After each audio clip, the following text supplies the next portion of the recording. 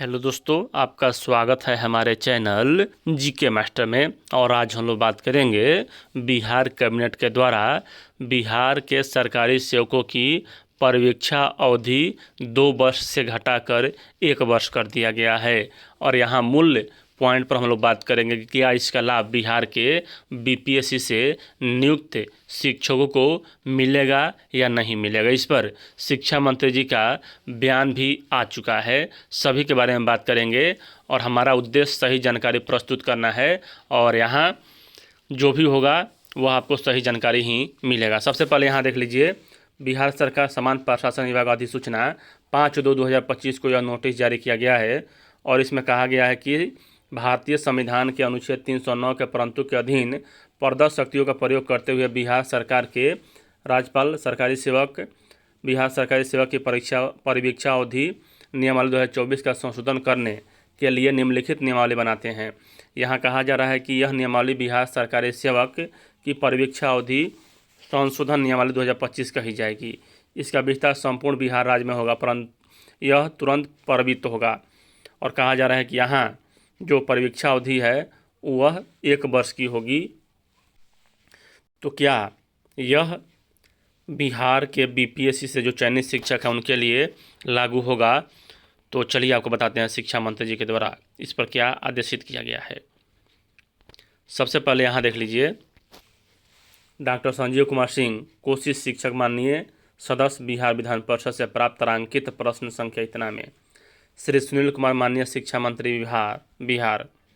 कहा जा रहा है क्या यह सही है कि समान प्रशासन विभाग के बिहार सरकार के पत्रांक संख्या इतना दिनांक 28/2/2024 के आलोक में आयोग की अनुशंसा पर नियुक्त सरकारी कर्मियों की परीक्षा अवधि 1 वर्ष निर्धारित है।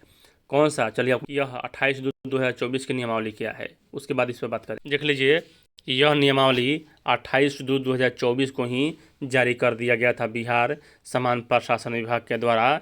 और इसमें भी कहा गया था कि जो परिवीक्षा अवधि है उसमें संशोधन करके 1 वर्ष किया जा रहा है। लेकिन यहाँ किस पर यह लागू होगा, पूरा वीडियो देखिएगा तभी आपको समझ में आए। दूसरा प्रश्न यहाँ यह है कि क्या यह सही है कि यहाँ खंड क में वर्णित नियम के आलोक में बिहार लोक सेवा आयोग की अनुशंसा द्वारा नियुक्त विद्यालय अध्यापकों को भी परीक्षामान अवधि 2 वर्ष की जगह 1 वर्ष निर्धारित करना चाहती है सरकार। 3 में कहा जा रहा है ग में कि यदि उपरोक्त खंडों के उत्तर स्वीकारात्मक हो तो क्या सरकार स्थानीय निकाय द्वारा नियुक्त वैसे शिक्षक जो बिहार लोक सेवा आयोग की अनुशंसा के आधार पर विद्यालय अध्यापक के पद पर नियुक्त हुए हैं उन्हें उनकी पूर्व की सेवा के आधार पर परिवीक्षा अवधि से पूर्णतः मुक्त करना चाहती है? यदि हाँ तो कब तक और नहीं तो क्यों?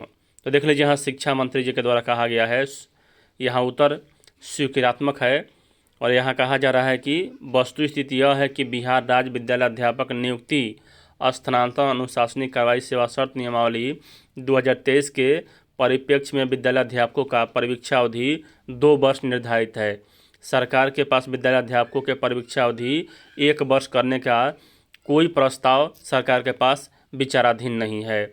यानी कि यहाँ जो बीपीएससी टीआर 1, टीआर 2 और टीआर 3 से नियुक्त शिक्षक हैं उनकी परिवीक्षा अवधि यहाँ 2 वर्ष का ही होगा, टीआर 3 वालों का भी।